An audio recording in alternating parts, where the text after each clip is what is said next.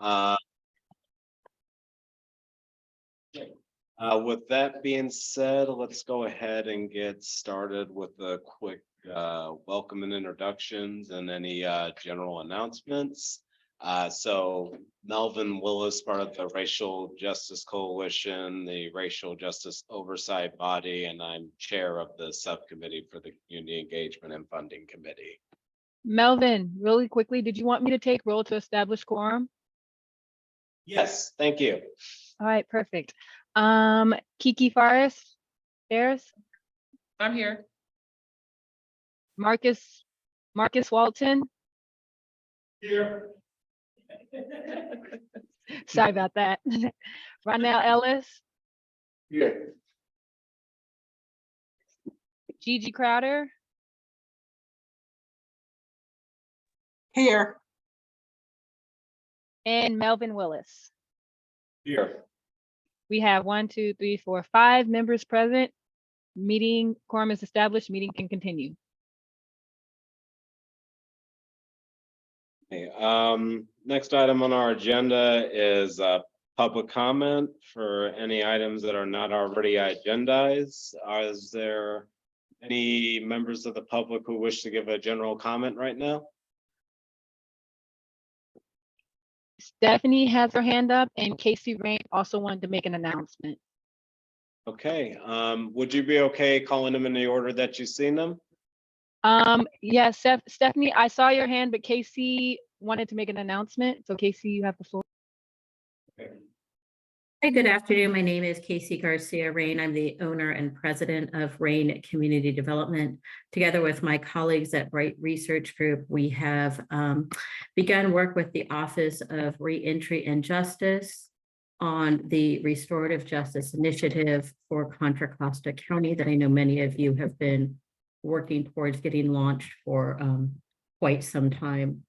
As you know, the goal of the project is to embed and support the adoption of restorative justice principles, practices, and programs throughout the county. I just wanted to make a quick announcement and let everybody know that I'm really looking forward to working with everyone. In the days to come, we are starting our needs assessment process. We're kicking it off with some listening and learning. Part of that is attending meetings like this and hearing about what's going on in the community. We're going to be talking to some key stakeholders, reviewing best practices. And then as we move into September, we're hoping to have a community launch meeting towards the end of September where we get everybody together and we start hearing about visions and interests for the project moving forward that will guide the design and the procurement of any initiatives as it starts moving forward to implementation. So thank you so much for letting me make that introduction. I look forward to learning and hope for a more formal opportunity to share more about our experience, the project, and our work plan at a later time. So thank you. So much. Stephanie? Yes, I just want to take this opportunity. I'm speaking. Yes, sorry. I'm sorry. Okay. Should I go forward? Good.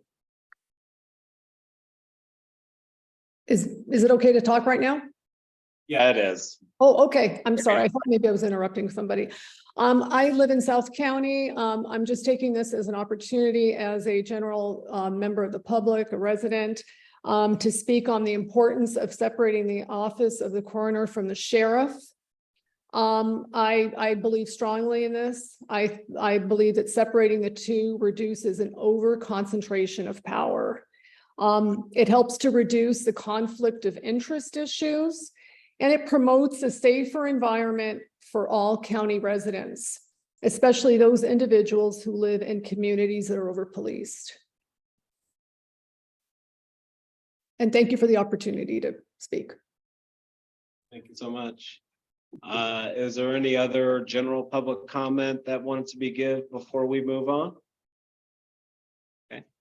Gigi has it. Oh, go ahead. Yeah, I appreciate your comments, Stephanie, and I'm in agreement with you, especially since at this point this year, I've been able to identify 5 individuals who died in police custody. Since I started tracking, I've added another name and a family member to the group of individuals who was deemed excited delirium, which has now been debunked as junk science.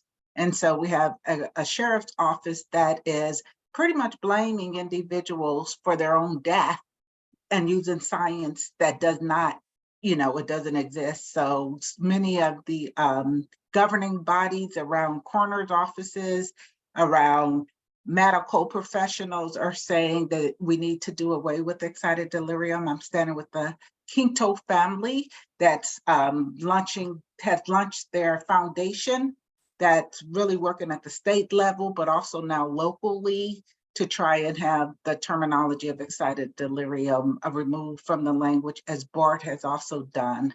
And so it just sheds a light. We at NAMI Contra Costa County have written letters to our Board of Supervisors, also pleading with them to separate the office of the coroner from the sheriff because of the other biased outcomes that were present as we were trying to seek justice for Miles Hall, of course, Angelo, Tyrell Wilson, and then also Vladimir Abaleta and two other individuals that I haven't spoken with their families to talk openly about, but they shared bias as well. So I think that's a great opportunity for us in Contra Costa County to stand up and do what's right, especially for those most vulnerable individuals who live with mental illness and was seeking support for their loved ones, and in some cases, no one wanted to be bothered by law enforcement because the person wasn't in a mental health crisis, but ended up dying and then having their death not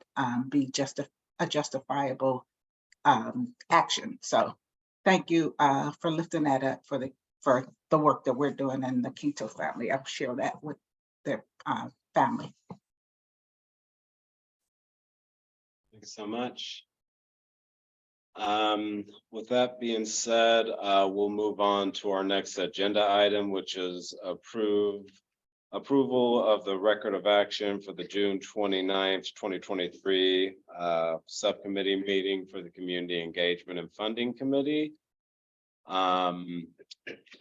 Is there any public comment for the approval of the record of action or discussion? So, okay. I'll second it, but is there a public comment before approval? Hearing none, I guess let's call for the roll vote. Starting with Kiki, Yes.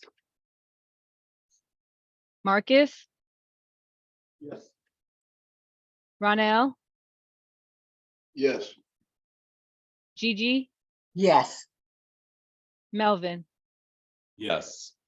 We have 5 yeses, motion carries. Thank you so much. Next item on our agenda is discussion and update from the August 7th Public Protection Committee meeting. Is there anybody here that's able to give an update on that? Yeah, I'm here to, so the update is that. You don't have to, but did you want to sit up here too? No, not necessarily. Can everyone hear me okay? All right, cool. So the update is that there is no update. CPC was not able to take up the our jobs annual update and discussion around our public statement. So it has been referred over to the Equity Committee, which is scheduled for August 21st.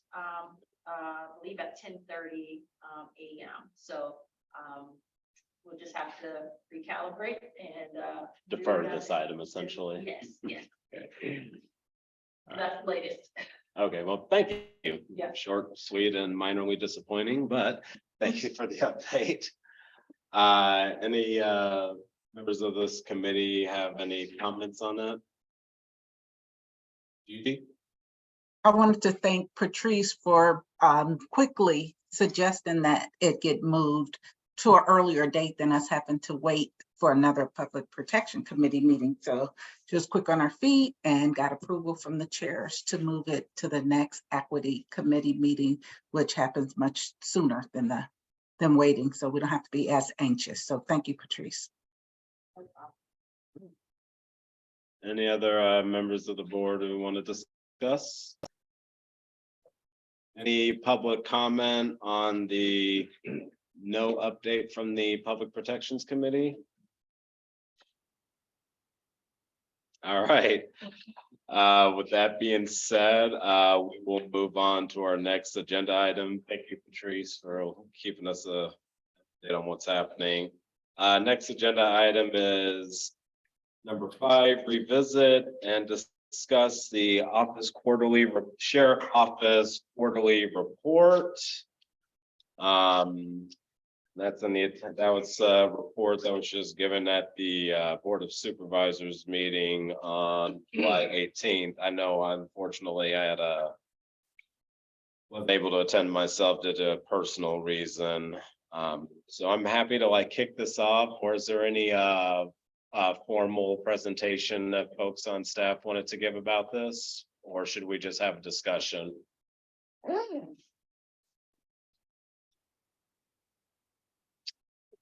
Okay, well. I mean, I did have a chance personally just to look at the sheriff's report, and also just heard some general community feedback recently about it too. One thing that just was the first impression is that for me personally, I did see some more up-to-date information that was being requested from the Board of Supervisors. So we got a little bit more demographic information and breakdowns. We got more information about which city is doing the most booking by agency and the numbers that are happening in a given period. So that was some additional information just to help put it into context. I think for me personally, the thing that was still missing, and I don't know if it necessarily, I think it got addressed a little bit at the Board of Supervisors, but I wouldn't dare say it was to a satisfactory level, is when I was looking at looking by race, just seeing still a disproportionate amount of people of color that are being booked in a given time and period. And what is missing is I don't have any census data, what that means by population for the entire county. It's just giving me all right, yeah, this is the general information and this is the percentage on booking, but what percentage of that is actually based on our current census data in the county population by demographic? I'm not, and I might have missed something, but I'm also wasn't able to see a breakdown from the age groups that are also being booked at the age groups that are getting booked in these different cities either, which was something that was also missing for me personally. And overall, I'll just stop right there. But I know I'm still wanting to take this report, have a discussion about it, because for me personally, and everybody has their own individual views, I am still wanting to take the information that was gathered from before, looking at what we have now and figuring out the best way on how are we recommending to the overall racial justice oversight body on adopting a sheriff oversight model with community oversight, or discussing what else as an alternative was suggested at last meeting. So at this point, is there any other members of the board who want to discuss the sheriff oversight report? I seen Gigi, you raised your hand. Yeah, I mean, of course, we need a lot more data than this. This is the bookings. We need how many interactions. So sometimes when we're looking at racial profiling, we're saying traffic stops, et cetera. So I know there could be a deeper dive into getting the demographics, not just bookings. And I also wanted to speak to the disparities. African Americans make up less than 10%, well, less than 9% of the population. So you can clearly see the disproportionate number at 31% in this for this time period.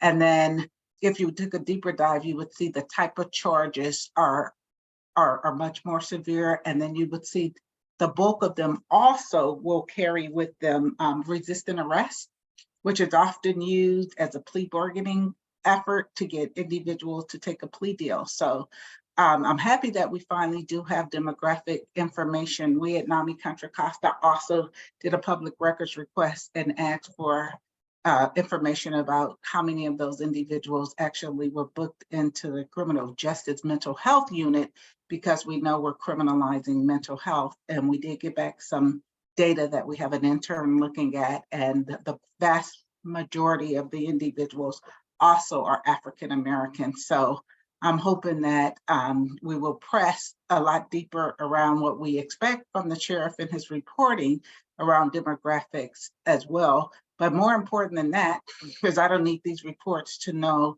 of the injustice and the structural racism that we experience, especially as it comes to, I'll say, Black and Brown individuals in this county. I want us to be also saying and asking the question, what solutions does he have in place as the sheriff to start a process of identifying the root cause for why a population would show up so heavily? It would almost suggest that African Americans are just leaning toward being criminals more than other groups. And of course, I don't believe that to be true. So we have to look at the racial bias. And as part of his report, I asked whether they had started doing the much needed crisis intervention training. And he said they were doing it, but they're not doing it specific to what we had in place. We haven't had a crisis intervention training since what I think I looked at November 2019. And that's when the sheriff's department and others get an opportunity to come and hear from lived experience folks around what it feels like to have a loved one who lives with mental illness. And I lead that effort with getting the family voice and peers from a variety of different cultural and ethnic communities, so that law enforcement better understands what it might be like, and we offer cultural considerations. And that the way he responded to that was an untruth, because they haven't had it, and they keep saying they're going to have it. And I also found his presentation to be, a lot of window dressing about some of the stuff that they're doing. But I would hope that if this committee has the teeth to challenge more and ask specifically for some of the things that we would like to see, which have to include solutions to improving outcomes and reducing disparities. Thank you. Thank you. Any other board member have a comment they'd want to share on the sheriff quarterly report?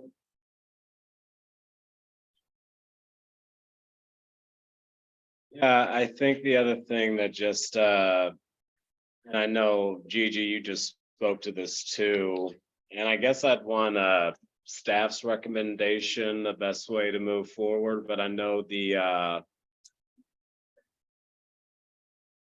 I guess, yeah, because I know during the presentation, they're saying they're the ones doing the booking, but it's also the other member agencies with their own individual apartments that are sending folks in. But I know this was discussed a long time ago before I was on the board officially, but at least requesting or putting forward like some sort of strategy that addresses these disparities more directly. I know the sheriff during the presentation, for the little bit I've watched of it, was mentioning that they have a program where if they don't need to put somebody in custody, they won't. But I don't think I necessarily seeing like in that data, like how many people are you refusing not to book and letting go through that program.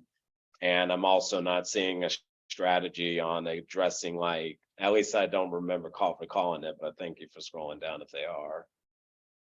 But I also okay. I lost my train of thought. But yeah, also just really want to request a strategy on like what is the plan to like try to tackle the racial disparities in the jail population, considering it's still to this day, in recent years, it seems that booking is still overrepresented of people of color in this community. So how is that being addressed more directly? And also, I don't, sorry, I'm just getting back from vacation, so there's a lot of catch up I'm doing. I also don't know if it was addressed on how many folks are actually in custody that are still sitting in pretrial, just waiting to see if they're even going to be convicted of something or not. We did have a pre-trial notice in here. Okay. Scroll down, Ariana. Yeah. Right there. Right. Yeah. I'm glad to always be proven wrong. So, yeah, I guess overall for me personally, and then I'll go to public comment too. I wanted to see like what is staff's recommendation to move forward to the overall oversight body, because it's something that we already mentioned at our first quarterly meeting. Like, yeah, we potentially want to recommend it. We kicked it to here. We had a discussion about it the first go around. Gave some input on what we wanted to see and heard feedback from the board of supervisors that they gave similar input about more data being needed. That meeting has happened. It still, for me personally, isn't satisfactory. I guess let me just ask a question to anybody. Does anybody feel like this report was satisfactory enough, or just gave us what we need to feel like that this is good enough oversight? So if I could, I just, again, back in 2015, 16, I can't remember. The Racial Justice Task Force was getting some data. It was hard to get the data, but the data was found. There was need for more even then, but this seems like to be a huge step backwards from what was presented back then.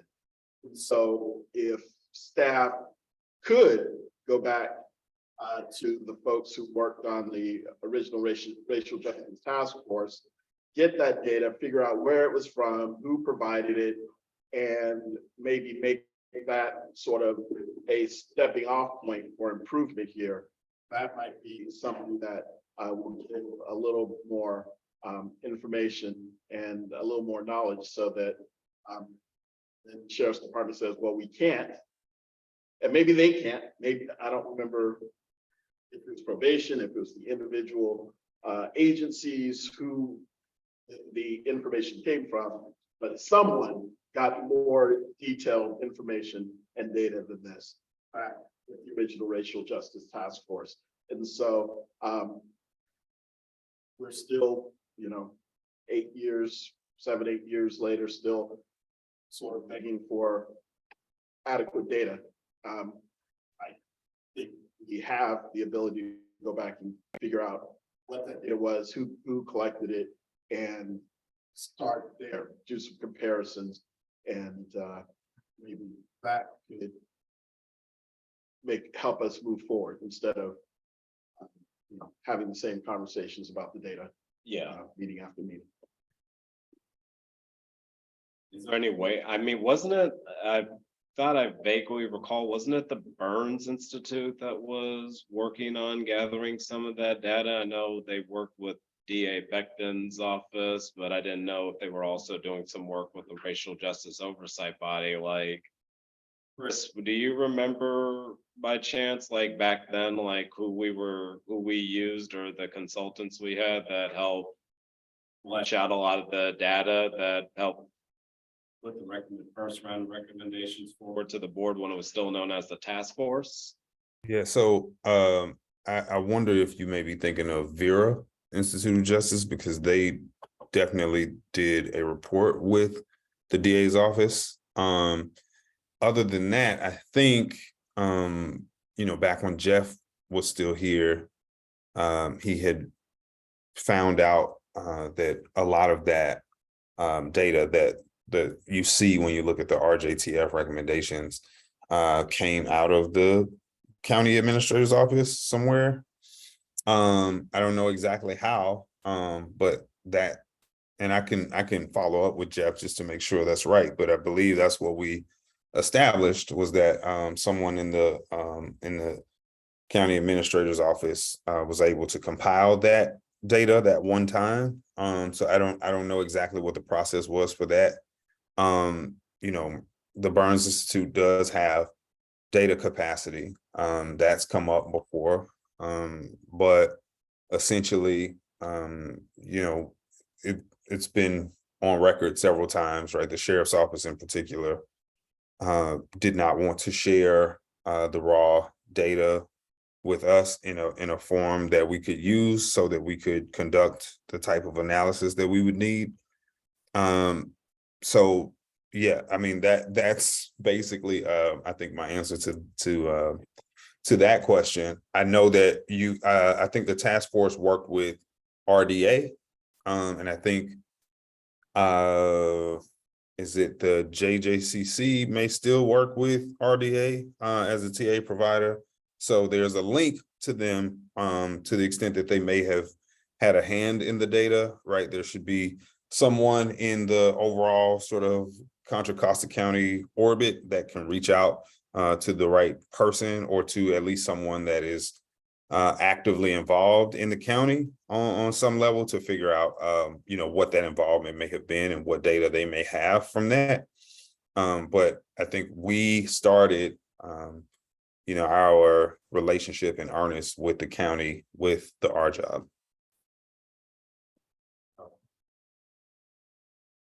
I guess just going back to that question,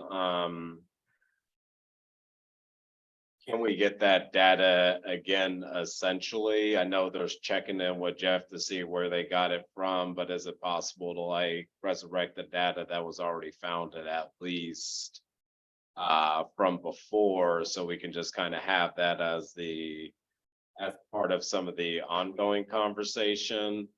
Or if we need to like get more of an updated thing and actually do that check-in with the county administrator's office, and if not them, then who got it? So I agree with you, Marcus. Like, I don't necessarily want to have the same conversation over and over again. And I know like this was kicked to this committee to at least start having discussion and getting feedback back, because the goal was to potentially make another recommendation on the type of oversight we want to see. And I don't know if maybe part of the next steps of this conversation in subsequent meetings is like, if we are going to recommend oversight, then what kind of oversight do we want it to look like? The models are out there. How does it work in the county as another way to keep this conversation going and put it in work? Chris, I seen you raise your hand. Yeah, so I think a couple things, right? First of all, I definitely think based on, you know, everything that's happened recently and the energy and intensity that, you know, everyone expressed, particularly members as well as, you know, community attendees, that what you are outlining right now is, I think, is a proper step. And I think there was already support, you know, among the group to do that. I think the way you just set it up would be a good idea, right? So digging into what some of the models are and presenting those, you know, to the board for consideration. But I also think with what you have in front of you right now, you have the opportunity perhaps for a little bit of leverage, right? So either saying, ideally we would want both, but saying, look, if you won't create you know, civilian oversight or community oversight in this way, then can you please instruct the sheriff that we need XYZ information in addition to this, because this isn't sufficient. And some of the things you might think about in addition to, I think, you know, some of the stuff that Melvin already pointed out would be like, what are the more common offenses, say the top 5, top 10 offenses for which people are being booked, right, on a quarterly basis? Because that could give you some insight as to what sorts of issues are coming up in the community, and thus what sorts of community resources or infrastructure might need to be leveraged or utilized to create alternatives to that, or to create pathways out, as well as just building, the community's capacity to respond, right, to respond within community to those things. So I think there are a number of things there that you could be, looking at, and even that maybe, by race, right? Like if we say, there's an overrepresentation of Black and Brown people in custody, like, so by race, what are the top 5 offenses, right, for each population, each ethnic group? What's bringing them into custody? That way you can really begin to build. So when you say, or when you want to ask the question to the sheriff of what are you going to do about this? How do we address these issues in such a way that that we begin to eliminate these disparities? You're going to get a much better, much more quality answer if there's an understanding of at least what the underlying offenses are supposed to be. And you could possibly get that information out in the open, like what Gigi was speaking to, right? So are there these, what was it, Gigi? Was it resisting arrest? No, just pullovers, just stop racial profiling. The resistant arrest charges, yes. Yeah. So you could see that borne out in data and then say, well, what is this charge about? And what does that charge look like? Like, who gets that charge, right? You'd have a more concrete set of proof, of evidence, of facts to go on to say that's a practice that needs to end in the county, right? Like, so asking for that data, as well as asking, to pursue a civilian oversight, and saying if you won't do the civilian oversight, then you have a lot more work to do with self-reporting like this for it to even come close to sort of rising to the same level, right? I think there's some leverage there, at least to get the data on some level that this body has been trying to get forever, and has run into a lot of roadblocks, particularly when given certain remarks in that meeting. There seems to be resistance to the idea of oversight, but a belief that this is sufficient. And that if there are any issues with it, those issues need to be brought to the board. So like, I think I'm encouraging you to do both. I'm encouraging you to take both approaches, because we know that, the community has wanted civilian oversight from the time that this all started. And also because we are, stuck and have been stuck for a long time on data.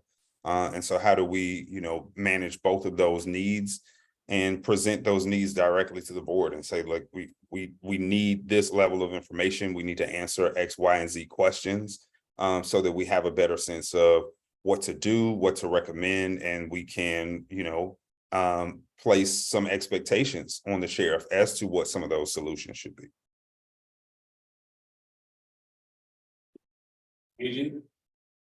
And can you go to the first page? Because what's also worrisome for me is the sheriff governing himself. So it's called a quarterly, he gives a quarterly, was that the first page? It's the Office of the Sheriff Quarterly Oversight Report. So he's asked to supply the information to the county without any governance around. I mean, if they were saying, if someone says, does Contra Costa County have a oversight, sheriff oversight? The answer would be yes, but it doesn't feel like it's the type of oversight that one would expect that would be external. So I don't know, I think we need to start looking at whether it's really oversight, as I define the word oversight. It's just a regular report. It's his quarterly report. It's not an oversight report if it doesn't have the information that citizens need to feel more comfortable about the accountability and the actions. So there was some conversation about the renaming the report. And I think that for a committee like this one, we should be pushing for it to, I mean, certainly don't advertise that you have a sheriff's oversight. Because he's supplying the data.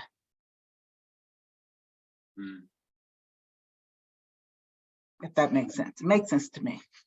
Oh, yeah, I mean, literally, I would call it a quarterly progress report, not an oversight report, if anything. Like, that's how I look at this. It's just kind of like, if you're the one self-reporting, it's kind of like me reporting to a grant on all the grantees all the work that I've done in the community, but it's me sharing my progress. There isn't somebody overseeing me also making sure every I is dotted, T is crossed. So not to be suspicious or conspiracy, but it's kind of like, if you're being resistant in the past on releasing certain information, then it really makes me concerned on what don't you want us to know, or why are you not giving us certain information in general?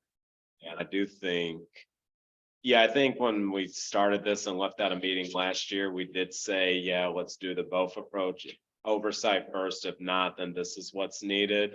And I like your suggestion, Chris, about the top five things that people are being booked for, and even going to Gigi's thing, like top 5 things that folks are even be stopped and released for. Like, why are you stopping people, and how often, what's the most common thing?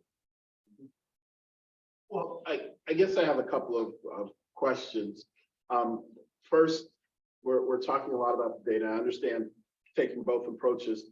What's the data subcommittee's role? I mean, I know they haven't met, but it seems like the data subcommittee should be delving into those types of questions.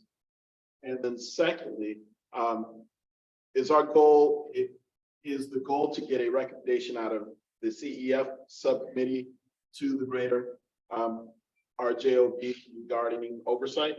And if so, should we be looking at more than just the data? Should we be looking at models and things like that? Or am I behind the conversation, which is completely possible? I'll just give you my personal impression. We had our first quarterly meeting. Situation in Antioch was still fresh. Sheriff oversight became discussion again. And then it said, hey, let's start having this committee at the CEF. So that's just kind of like the process and going, and that's my personal goal, is just making sure that the conversation is moving and we're creating benchmarks on where this needs to go first. And earlier in my other comment, I was suggesting that might be an approach, that we get a presentation or compile one on the models that are already out there and how they work. I know we already got a similar presentation at the overall our job board, but it was from, I forgot the name of the group, but they were talking about what they were doing to work with community members to establish sheriff oversight, and was going over some of the benchmarks and obstacles that they were facing in getting it done and passed. And they were basically saying a lot of it is going to be on political willpower, but I don't think we have necessarily had a deeper conversation on like how different oversight models work in like LA or Santa Monica. I don't think it's Santa Monica, but there's different ones established in the state, and how those ones are even working. And I do know from talking with some staff folks at ACLU, they did mention that there is like a monthly call with groups that are having discussions about sheriff oversight as more of like a technical support lens.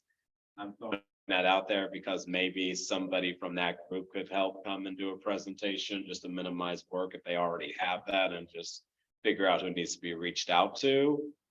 But yeah, at least for us here, I would say, yeah, we should look at different models and see like what one we want to recommend. And I know there's a bigger discussion on like more than just the model, but if we're recommending community oversight, what's it going to look like? What's the budget going to be? Are we going to tie the budget like to the sheriff's budget, saying it should be a percentage of this to cover the oversight costs? how do we want those appointments to be done? Do we want every supervisor to have like one or two appointments per district, something to be on sheriff oversight? Do we potentially want somebody else? So there's a lot of those other questions I know that needs to be answered rather than just saying sheriff oversight too. And those are things that require a bigger discussion. But in answer to your question on the data subcommittee, does anybody else have an answer on that one? Yeah, I actually sit on the data subcommittee as chief proxy, our probation chief.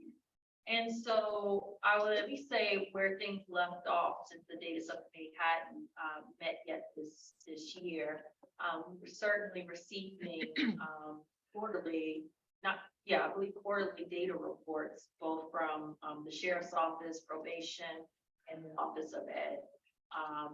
And from that information, so, and there were requests made to the district attorney's office, where they did respond, saying at the time some of the limitations that they were experiencing, where they could not provide that level of data on a recurring basis. There was a presentation made to the mayor's conference, as well as Police Chiefs Association, also making that request, but unfortunately we didn't get a lot of response or feedback from that. The major conundrum which has been raised, I believe, in both the Public Protections Committee as well as the Internal Operations Committee, two standing committees of the Board of Supervisors, is that the level of administrative support and capacity that's needed to be able to respond to our jobs data needs and requests. So if at the time the data subcommittee was wanting to see on an ongoing basis regular reporting of data across the justice system in order to identify where there may be opportunities to respond a little bit more immediately. I'm not sure if that is still the direction that the subcommittee wants to go in, and or of our job itself. However, there have been other data needs that have cropped up also with the diversion subcommittee, right? They're as they are looking into developing eligibility criteria for diversion. So all to say that in order to receive that the type of data points that the body will want from all of the justice agencies to have a full picture across the board on whatever level of frequency requires a lot of assistance. And there are going to be issues about how that data is shared. So you will likely need data sharing agreements in place. If it's necessary to have a third party, an independent party that does the collecting of that information, cleaning it, pushing it back out with some analysis, and or if there is some county entity that would hold that and hold that responsibility, again, on an ongoing basis. I think that's the part here. So it was raised that this would probably best be fit under the Office of Racial Equity and Social Justice whenever it comes online. That's a question mark when it comes online, right? So, and the resources tied to it. They do have in their structure, in their staffing plan, to have a data analyst. However, we're not quite sure what the breadth of work would entail with regards to our job specific data needs, let alone that office's specific data needs. We're looking at racial justice issues across all county departments, right? And just the community at large. So this has been raised quite a few times. And then I'd also like to mention that during the Board of Supervisors meeting, when the sheriff was given his report, I think it was, I believe, correct me if I'm wrong, but I believe that Supervisor Joya did bring this up about the need to have more conversation around how should the county invest in these data concerns, because as he was looking at it from the vantage point of the bookings per arresting agency, that there's going to be a need for collection from those potentially looking at data from that level as well. So, I think it's a big question around resources, around coordination, and which entity is the best entity to carry this forward. And then also, what's the ultimate goal in receiving the data? Like, what questions, what objectives is the body looking to achieve and or address that this data will help inform? One thing that, I mean, there's two things, and I could be completely wrong. It's not like I know the ins and outs on how a sheriff's department works, but I know when it was kind of hard for me to believe that if somebody's being booked and we're not tracking what folks are being booked for, like we can know that folks are coming from another city, but there's not any information or record compiling on like why individuals are being booked to begin with. We're just like picking people up and bringing them there and nobody knows why or asking any questions like that. I could be wrong, but that seems like a problem. If we have over 4,000 to 5,000 people booked, and even though it's the other agencies picking up, they're not tracking like exactly what they're picking people up there for. They're just bringing them in and that's it. Tracking. Yeah. Yeah, so it's hard for me to really take that seriously, that we don't know why people are being picked up.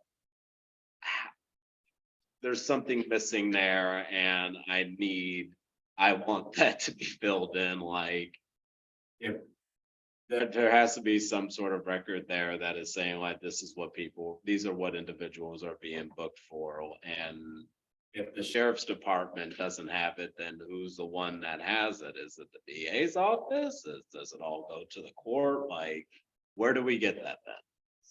So in the previous data reports that were shared last year to the data subcommittee, I believe in the sheriff's reports, it was raw information. So you might have a listing of an individual who had multiple offenses. And then there's, I forget the actual term, a certain, it's codes, if you will. Okay. So, you didn't really know what that actually meant. So you would need someone to comb through all of that to help understand what these specific offenses were. What the codes are basically. State agencies that have to report to, they have those little codes set up, like if you're spending money for this, and what are you coding it as? So I just saying that as a general comment. And the last thing that I'll say, then I'll open it up to other board members and go to public comment, is that's one thing I was thinking about whenever Chris was talking about the either or approach.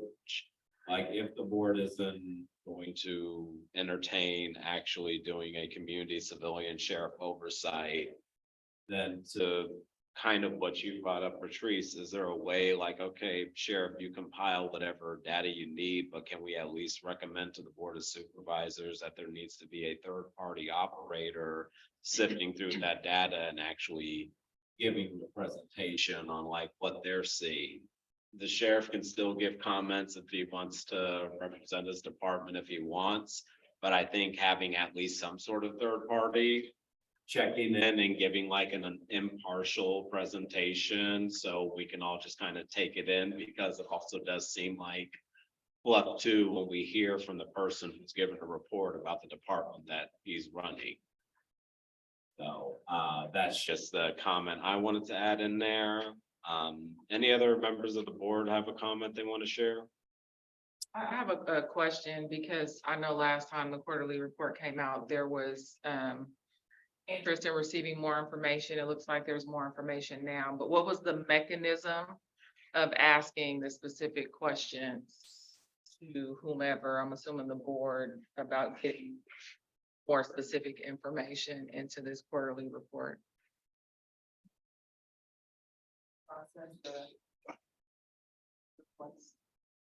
Because I'm just, as I listen, and Patrice, you actually, one of your comments was kind of reading my mind too, because I was sitting here thinking, I'm not sure if I've heard a specific purpose for the data be expressed. And I think if there's a driving force, I mean, what I assume is that we're trying to identify where there are racially motivated injustices happening among police practices.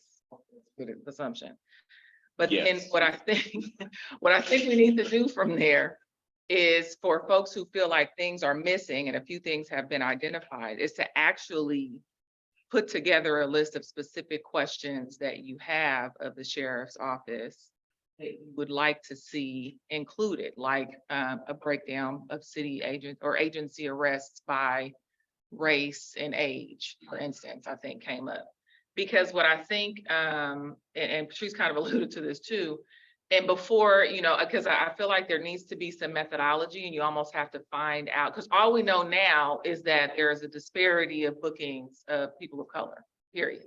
We don't know where they're coming from, specifically what agencies, seem to be smoldering the most. I think we need to try to narrow that down to try to figure it out, because ultimately, yes, the sheriff makes arrests, but they are also a detention facility that doesn't have control over who shows up at the door with an arrest. So that could be one or many different agencies throughout our county. So I think if you're really trying to identify if there are some interesting, we'll call them practices going on, we have to figure out if, we break down that list of agency bookings, if there are 5 on there that are just really alarming and that are contributing to the vast majority of arrests and bookings of people of color.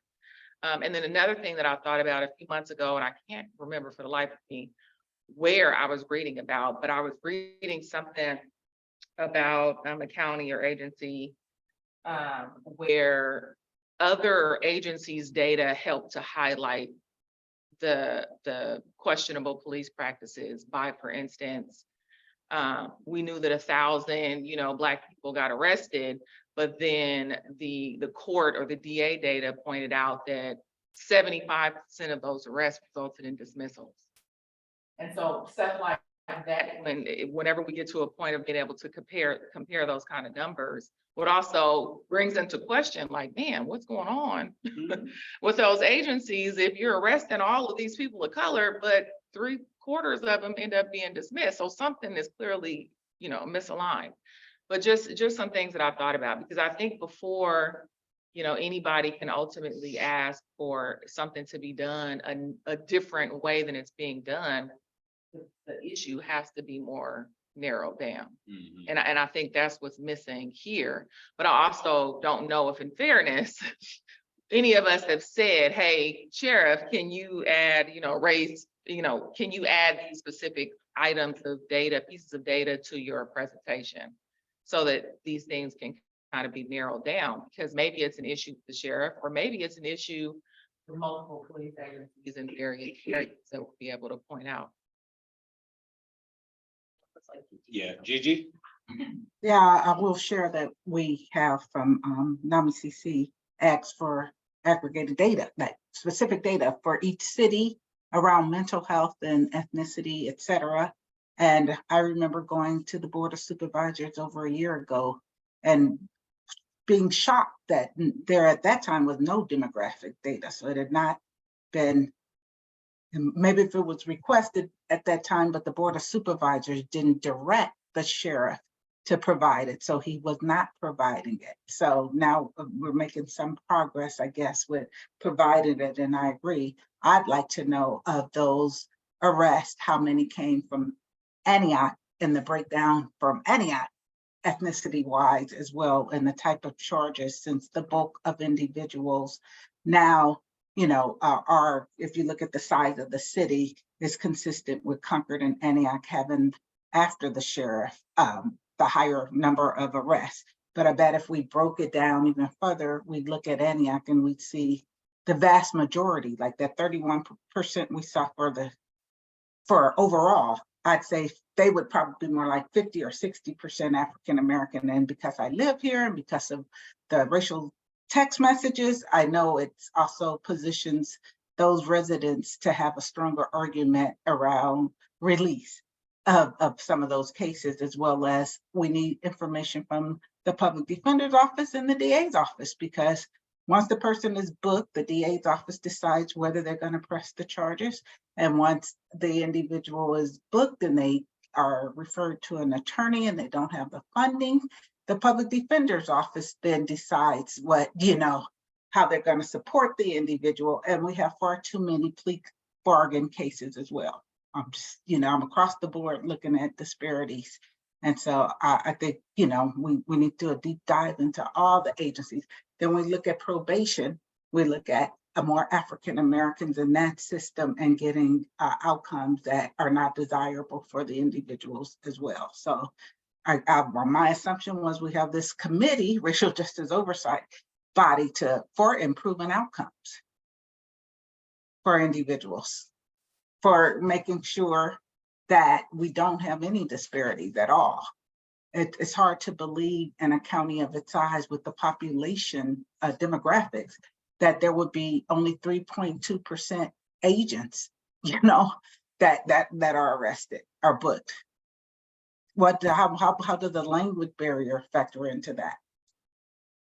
It's all of these stereotypes and racial biases and things that give us the data that we see right in front of us.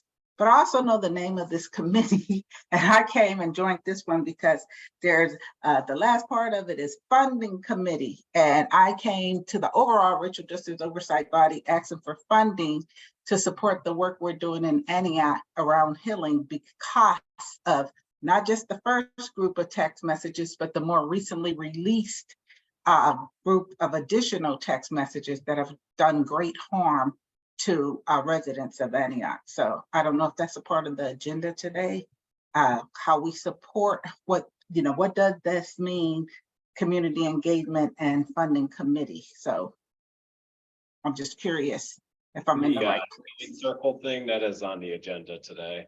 Thanks.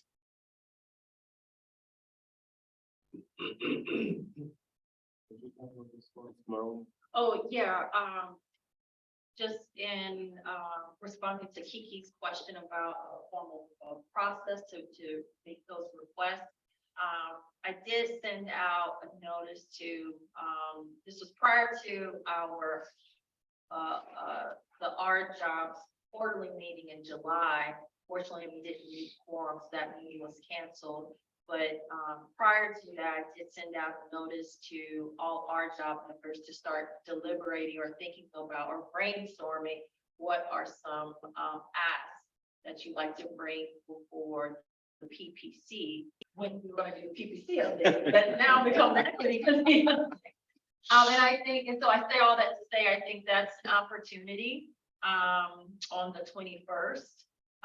To bring some of these requests or asks up, and at the very least to have some discussion and receive some direction from the equity committee members who also happen to be the PPC members as well. Mm-hmm. So that's an avenue and an opportunity.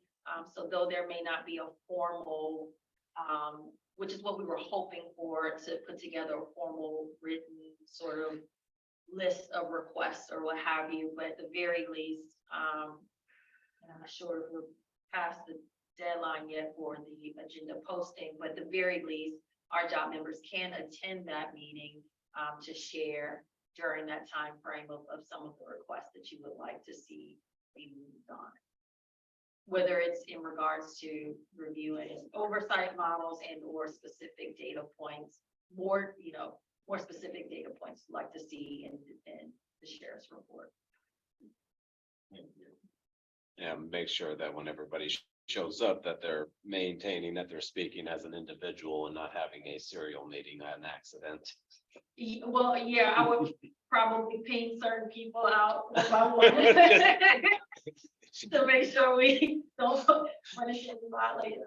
Yeah, exactly. So, yeah. All right, yeah, let's go to members of the public and at least see if we can leave with some next step. Is there any public comment?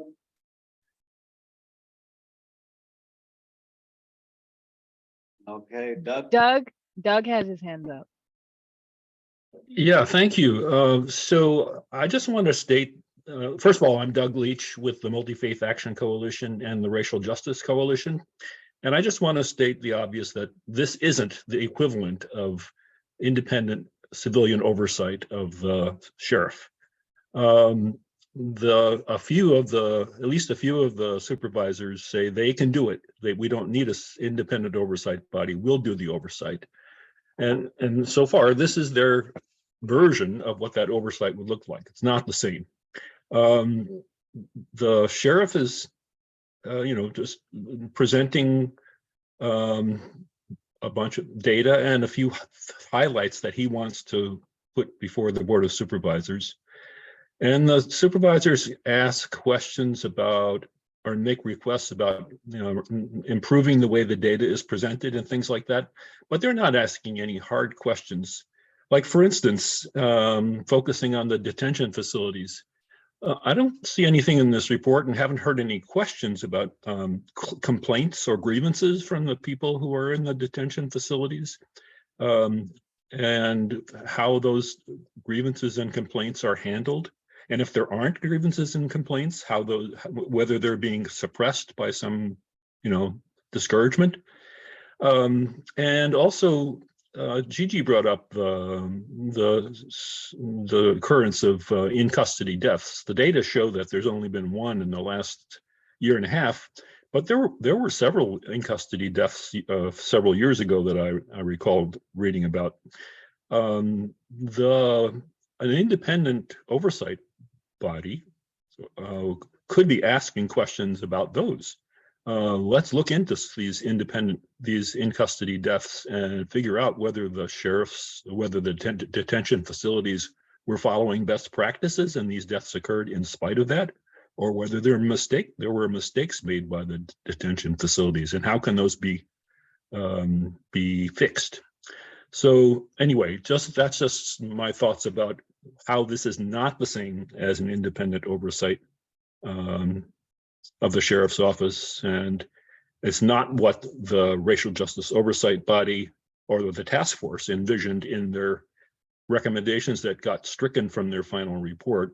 And it's not what the Racial Justice Oversight Body had in mind when they resurrected that recommendation 2 years ago. Thank you.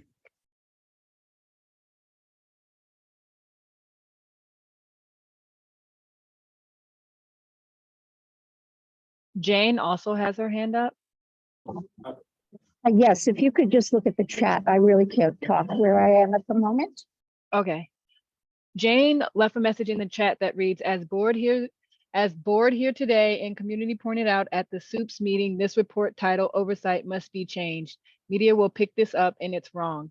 I want our job to put energy into getting community oversight with subpoena power so we do not continue to get reasons year after year why data cannot be gathered, organized, and reported, and our asks keep getting denied. Thank you. Are there any other comments? Okay. I guess I do want to talk about next steps to keep the momentum going. I think there's a few things that have already got said that are worth asking. I guess it's just about process on how we move forward on that is where I'm confused at, because I know this is a subcommittee. It's not the overall our job, and the overall our job board will be the one making the recommendations to the Board of Supervisors. So I think the things that I heard as the highlight is figuring out, is asking in terms of this data, what are we looking at on the top 5 offenses that people are being booked for instance, or what are those codes if that's able to happen? How many folks are you actually stopping in the community, and for what reasons, or what are people that are being reported being stopped for, even if they are let go? And if that demographic data is available, I'm just going to say this, it could be an impossible task, but at least based on the discussion today, there should be a recommendation to the Board of Supervisors, at least taking some initiative of working with member agencies to get this kind of demographic data if they're the ones that are picking folks up and send them to the sheriff's department. You know, putting it on the Board of Supervisors or whoever to figure out how we're working collaboratively with those entities to help provide us data, because we're seeing a huge issue of racial disparities in the county. And we did pass a resolution saying that racism is a public health hazard. So we're just keeping to that resolution too. And that's also the charge of this body. So I don't know what that necessarily looks like, but I would personally suggest that it's an initiative that needs to be taken. The other thing is looking at the different models that are already adopted in terms of sheriff oversight, pros and cons of them throughout the state, and having a discussion on like what a model like that would look like in Contra Costa County, or what kind of model should be recommending. Or if we're going to continue with the board being the ones giving the oversight, if it's the sheriff, the one doing the oversight, then oversight just needs to be stricken from the report altogether and just put sheriff quarterly report. And see if there's a opportunity for a third party to come in and sift through this information and give the report themselves, rather than it be compiled and presented by the sheriff altogether. And the last thing that I was gonna suggest, and this could be a separate agenda item altogether, and I could be by myself in this, but I would at least want to have us, at least on the subcommittee, and we can work with staff on this, just to have like an orientation on best ways we can make recommendations on how we move forward to the rest of our job, because we're talking and having great conversation, but I also want to have a clear understanding on what the process is to get the recommendations we're talking about in front of the R job, and subsequently our job in front of the Board of Supervisors, outside of us just giving our own individual public comment at any opportunity that we get. Those are some takeaways that I have personally, and I'll go to you. I'll go for a public comment one more time before moving on, but for right now I'm calling Chris, and then Cheryl, because she's a board member. Chris. Oh, you raised your hand. That's why I was calling you. Yeah, no, I knew Stephanie's hand was up first. That's all. So really quickly to your last point, I think that the way that this normally goes is, first of all, this subcommittee would need to formulate some language around what you want.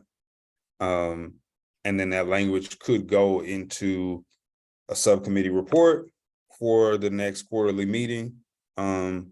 Otherwise, just be brought up at a quarterly meeting.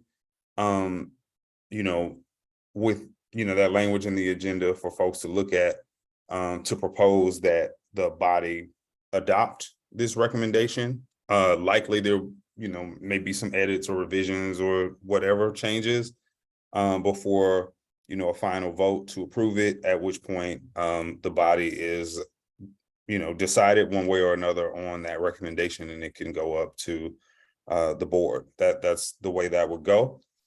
So I think for this group, there's just a need to have a discussion, but also like drafting some language, perhaps next meeting, right, in terms of what some of those data requests are specifically. And to the extent that we have a rationale for them, as has been suggested, sort of what that rationale is, what that thinking is, what these things are tied to. I would say I don't think we need to get too much into the weeds of which agencies might be responsible for what, because we don't have information in the first place, is why we don't know those things.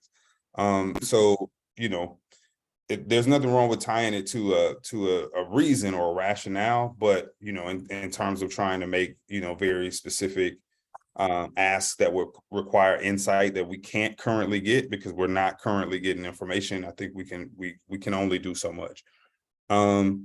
So yeah, I think the next steps for this group are over the next, maybe probably couple of meetings, right?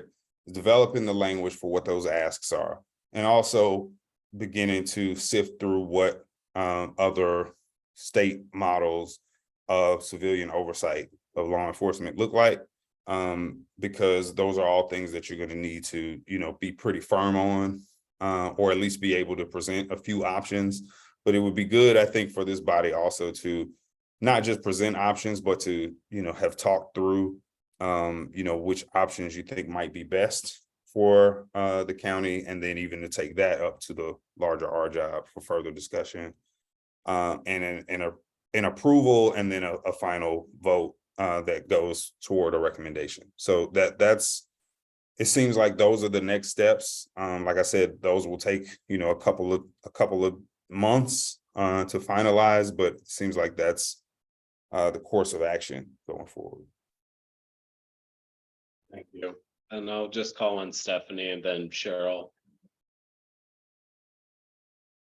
Might as well. Okay. Yeah, I just wanted to say that I don't think there's any doubt that the report up to this point is inadequate, and it's not oversight. I think it would be more helpful to the general public for it to be identified as a quarterly internal statistical report that's provided by the sheriff. So nobody really thinks that there is oversight if they're not that familiar with what's going on. And I think I heard somebody in the room say that it might be helpful to say exactly why are we asking for all this information? And I think it's important to say that general members of the public, residents, CBOs report, high levels of harm to people of color. So we're trying to, meaning your body is trying to get, to the bottom of this, and we need the data, we need the information. And for it to be truly oversight, there needs to be some kind of external audit that is occurring. And that, I think that would be great, and civilian oversight and subpoena power. And I think that's something to work towards. What my concern is that in the meantime, the momentum is lost, and we're not continuing to move forward and to press for more information that's really, really important. And I think the police stops, the profiling, detained, how many people are detained where and for what. And I think definitely knowing which agencies people are coming from, because I've heard it, the supervisor, it's like, well, the residents need to go back to their own local police departments and get that information. I can just tell you here in Danville, that's not going to happen. I'm not going to get information like that from the Danville Police Department. I just heard so many positive things today in the room, and my hope is that you just continue forward with that momentum and that energy, because this is really important. Thanks. Cheryl, then I'll go to you next. Cheryl?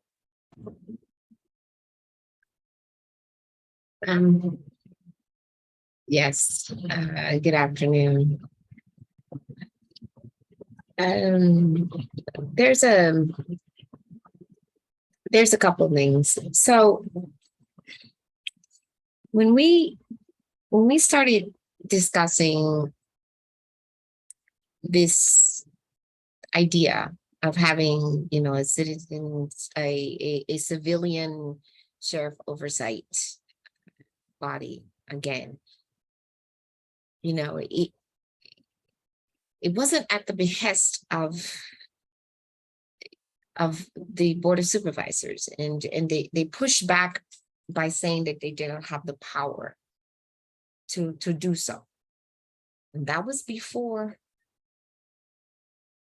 the state passed the measures to make sure that they did have the power to do so. So they do have the power to do so. So now we're faced with, do they have the political will to exercise that power?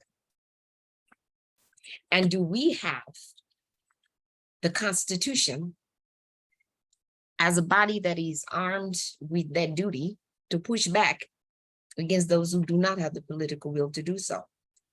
And instead of to continue to ask for the same thing, to demand on behalf of the residents of Contra Costa County that action be taken. And I would posit to all of us that we take out the word oversight from our lexicon in this instance. Because as with most words, when you keep using a word and you let somebody else take over that word, it gets misused and abused. And this was happening right now. You have somebody who's decided, oh, okay, you want some oversight? Let me just say this word. I'm just going to use it in the way that I want to use it. And look what happened. Look what happened. It's been distorted. So this is not what this is, right? So what we need is, we have in Los Angeles, in San Francisco, in Oakland, it's an accountability board. And I think that that's what we're looking for, some transparency and accountability. He's pushed back against that word oversight every time we brought it up to him. Okay, you know what? I'm well educated. Let's play synonyms. I don't want an accountability board. I want an accountability board. So we don't want oversight. We want accountability. Push it back, because that's what we're really looking for, you guys. So instead of getting in there and trying to go, throwing blows in getting nowhere, let's break it down and find out what it is we're trying to do. Everything I've sat here and listened to is about accountability. Kiki mentioned that we've got 100 people arrested, but 70–80% of them have been released, but there's nothing telling why. So why were they arrested in the first place? There's the kind of data we should be looking at.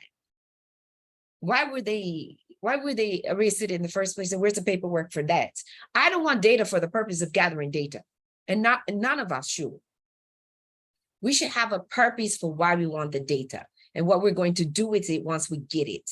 And we've heard that over and over again from the public. So again, I posit to you, what's the purpose of having this board or commission?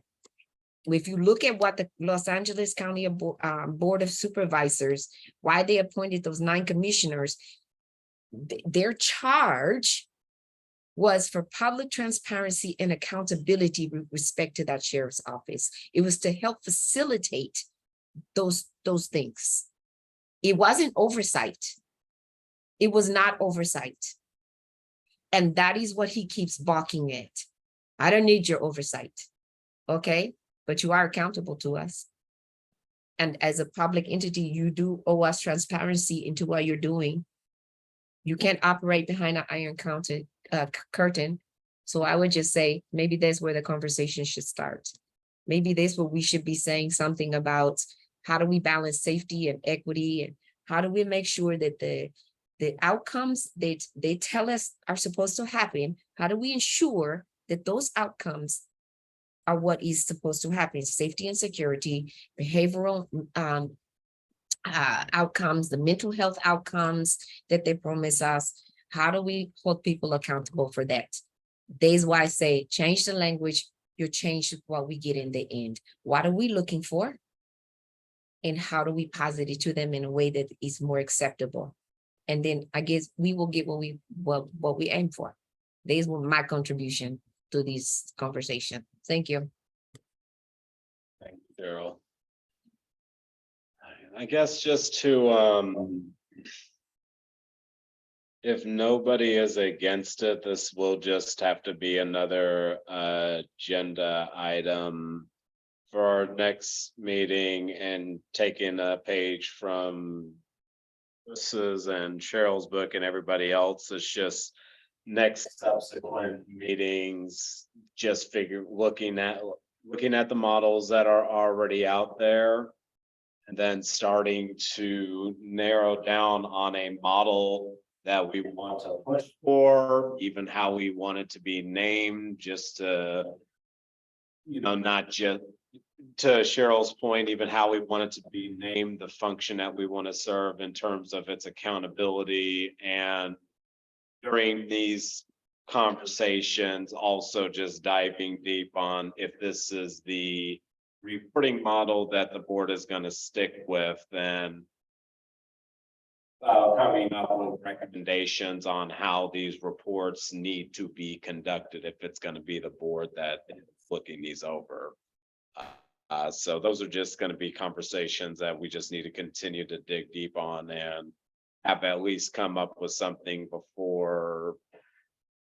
And we have another general R-job meeting coming up in the next week or so. So basically the subsequent meeting after that, just to give us a timeline on what we want to put forward at that next overall R-job board meeting and get feedback from them on the best way to move forward before taking it to the board.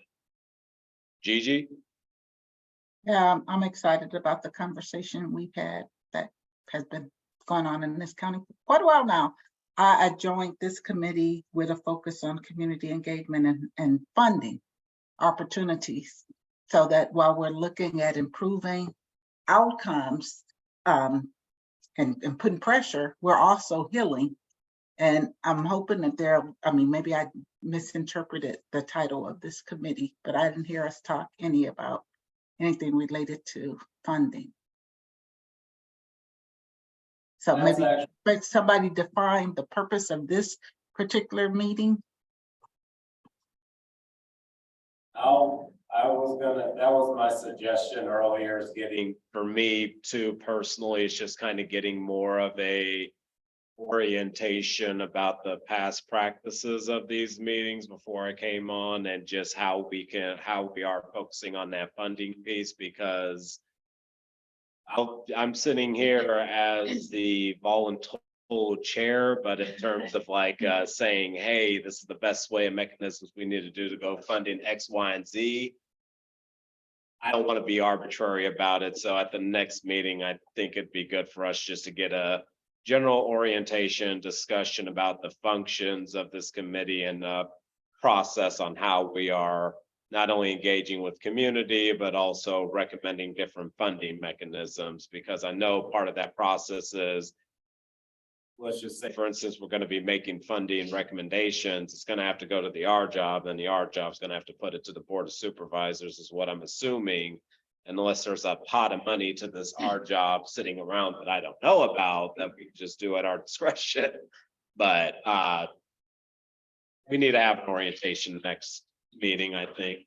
If I can interject here, so I also think, so a couple of things just to refresh our memory here. We did technically, our job did start later in the year, so a lot of things have been delayed, and then also with the fallout of the Antioch Police Department and ongoing criminal investigations there, and our job really wanting to make sure that we hone in on that moment.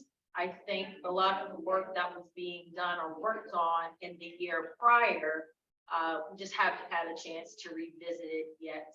So I agree that maybe it might be worth it for the next meeting to do sort of a general overview of what was done through this body in the previous year, and review past year's work plan and decide what are going to be the priorities going forward for this committee, specifically around funding, because there was certainly some guidelines that were being developed around establishing a community capacity fund, looking at other models that were done in the county in prior years. So some of those things can certainly be resurrected if that is of the pleasure.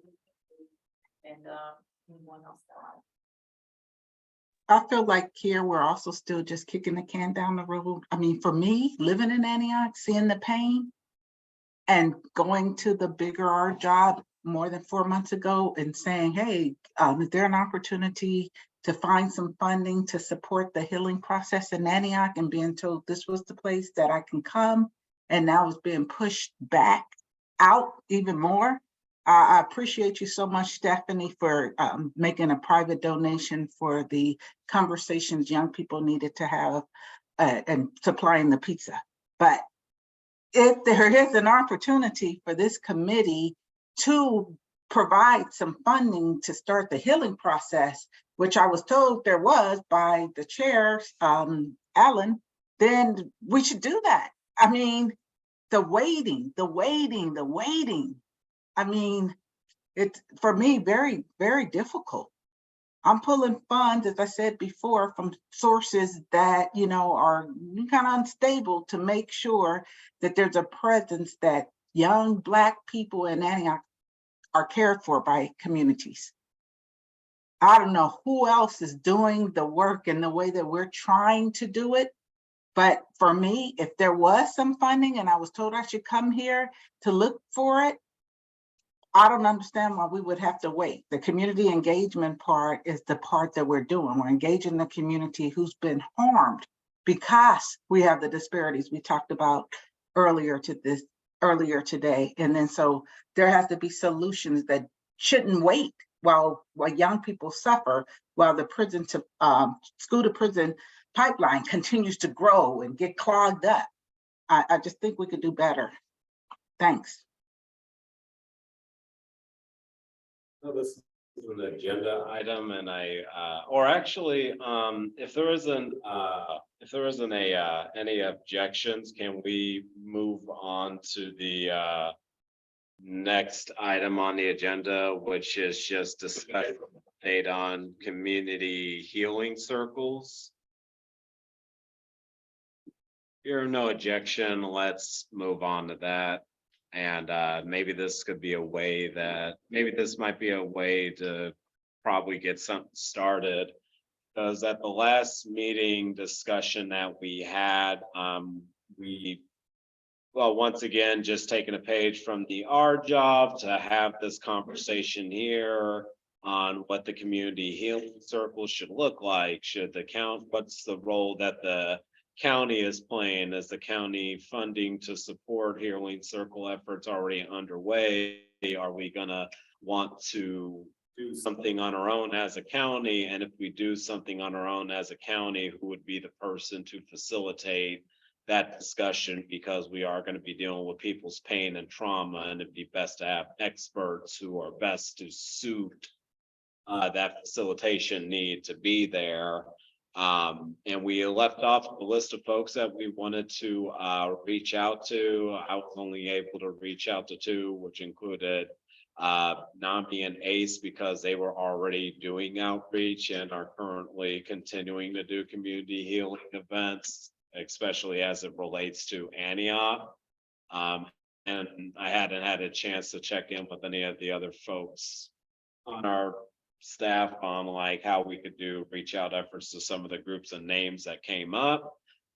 And with that being said, with just giving the comment on this being a funding committee too, I guess I'm wondering, even if it's at this coming up oversight quarterly meeting, there's a way we can recommend on the agenda at least a discussion at the overall board meeting on recommending some dollar amount, set aside amount funding for community healing spaces, or however we want to define it, and recommend that to the board of supervisors to see if they can at least have a funding amount available for us to make recommendation on, depending on what the issue is, as it supports the mission that this group has set out for, which is addressing racial disparities in the county.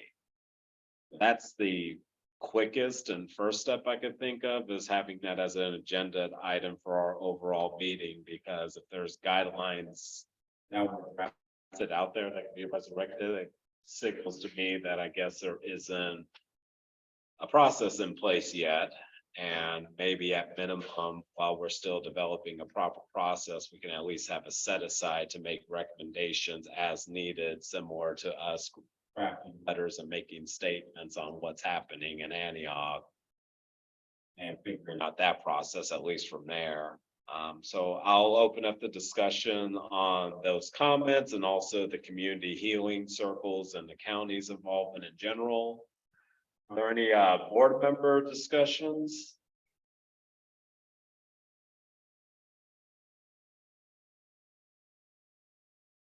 I guess my question to Patrice, Chris, or anybody, is that potentially possible, having that item on like how we're funding or supporting efforts through the county? Is that a way that we can agendize that or recommend that that be on there? So the our job quarterly meeting that we're trying to ensure that we have quorum for now would actually be rescheduled for September 21st. So that'll be some time from now. But certainly for the next community engagement and funding subcommittee meeting, that could certainly be brought back, because that was what was being discussed and deliberated within this committee, or those community capacity funding guidelines. I'd also like to mention, in terms of some resources that might be a little bit more readily available through our partnership, probation department, Office of Reentry and Justice, with our partnership with the Antioch Community Foundation. We've established a Youth of Promise Fund that also has some just some small, but yet it's available, some discretionary dollars that could be accessed by organizations that are serving East Contra Costa.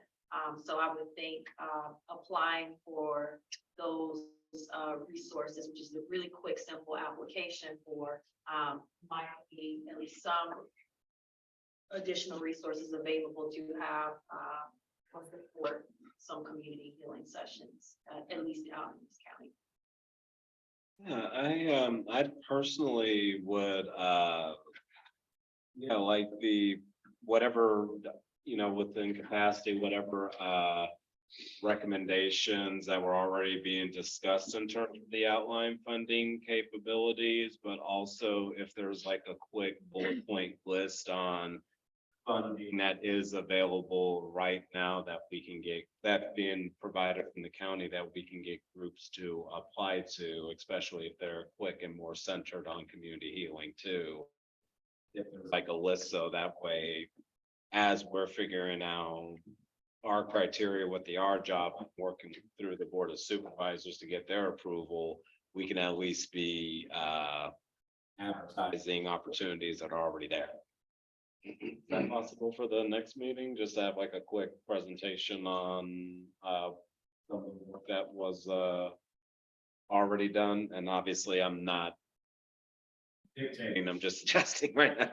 But some of the work that was done and just the funding sources that are available right now for people to apply to. I think we could work. I would probably need some assistance from you, Chris, how we can scan the landscape over the last couple of months of community healing work that has been done in response to what has happened. We'll probably be leaning on you as well, Gigi, since I know you think of things there. At the best of our ability, to be able to have some sort of overview of events that have taken place and what funding they've received. Yeah, especially if it's like county funds that people can access. And also, just because I was on a different grant committee call today for Richmond, specifically funding that isn't 18,000 pages of paperwork to apply for, but it's like easy funding for folks to access for specific healing circle events, or as they are addressing racial disparities, or just easy funds for folks to get access to, so the county supporting in some way. Any other questions or comments from board members? Chris, I know I didn't check in with you about this at all because I was wrapped up in busyness, like you warned me about whenever we first set out with our holistic groups. But did you have like any update on this, or is this something that I should just follow up with you on one-on-one and discuss it before, around like the different groups that could potentially facilitate on behalf of the county a community healing space discussion? No, this is so remember when we talked about that, what I was trying to get across is that you have other subcommittee members. So you had named like a couple of organizations that you had a relationship with, that you could reach out to, and then there were like a number of others that maybe not so much. And so just wanting to make sure, because I feel like your language was more like, I'll reach out to like all of these people, right? And it's like I'm sure you have the intention to do that, but you're gonna end up having life happen. And you won't be able to get all of that done. So just making sure that, that you delegate and let us know, who we need to reach out to. For me, as a person who, I mean, not right now. Right now, I'm in Florida on location for some other work that's going on here. But like generally, right, I'm right down the street from you guys in Oakland. But that means I don't have the types of relationships with the organizations on the ground that you guys would as local and homegrown leaders and community members. And so there's a need to make sure that there's a distribution of that work. I don't mind cold calling anyone, but if there are folks on the subcommittee or otherwise involved with the work who have those relationships and can, reach out in email or text or call somebody and say, hey, what's going on with those community healing spaces that we've heard that you guys are running, so that we get that information. Just wanted to make sure that those delegations are made, and then that we're checking back in with folks, within like a week or two. I would always say within a week or two, because we have these meetings on a monthly basis. If you really, I would say, I mean, I'm trying to be nice by saying 2. Really, I would say a week. Like, it's Thursday. If by next Friday, not tomorrow, but the next Friday, that stuff hasn't already been done, you're gonna run into the deadline for the next agenda.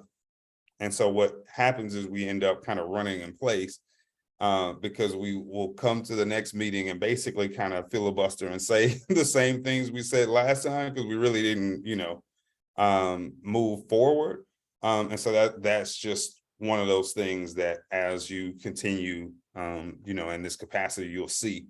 And so it's just a matter of making sure that, you're letting me know if there's somebody that you need me to reach out to versus folks that you have a relationship with, who those people are, so on and so forth. And also, you have subcommittee members there as well, right? And so if they may have relationships, sometimes people even say in meetings, I can talk to XYZ, and then we don't hold them to that. And then we come to the next meeting and that conversation never happened. So there are no substantive updates from me.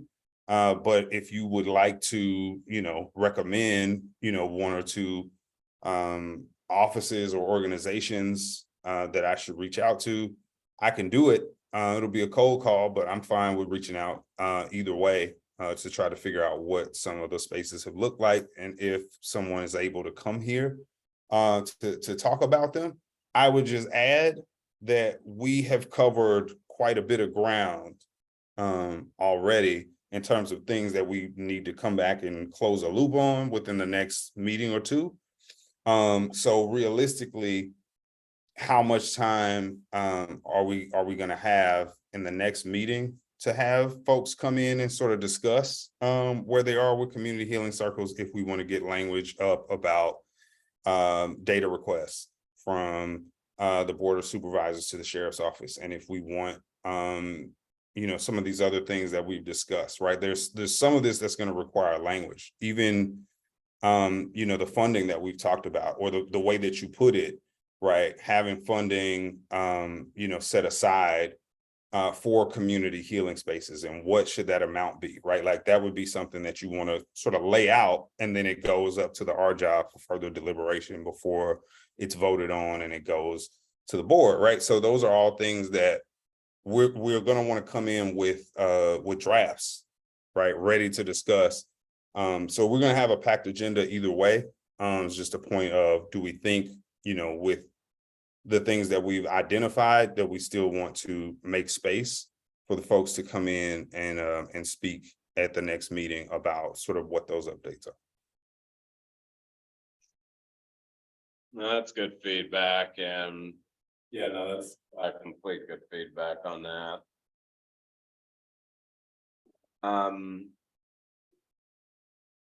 It might at least be worthwhile.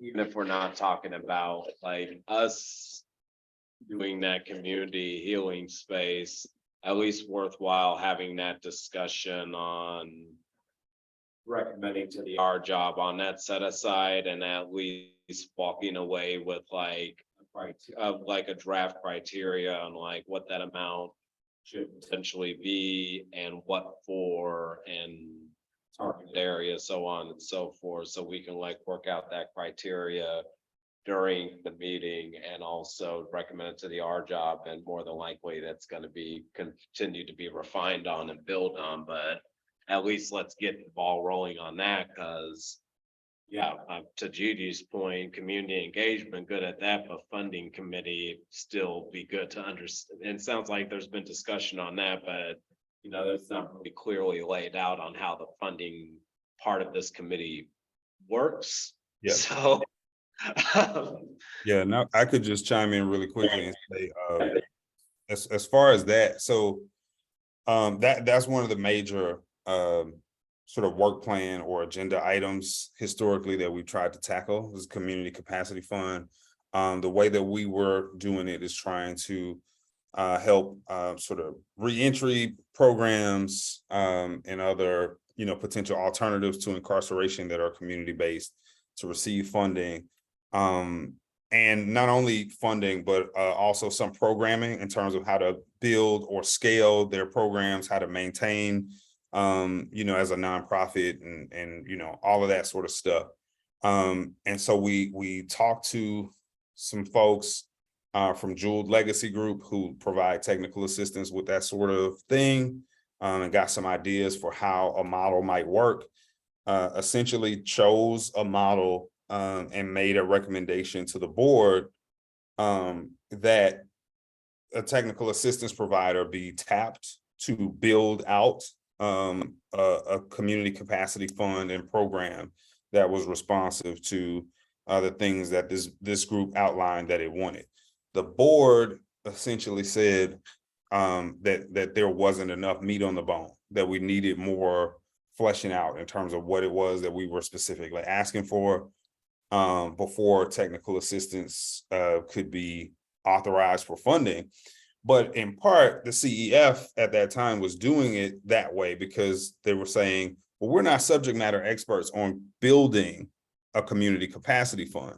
We basically know kind of how we wanted to operate and what we wanted to do in terms of building community capacity for reentry programs and services and alternatives to incarceration.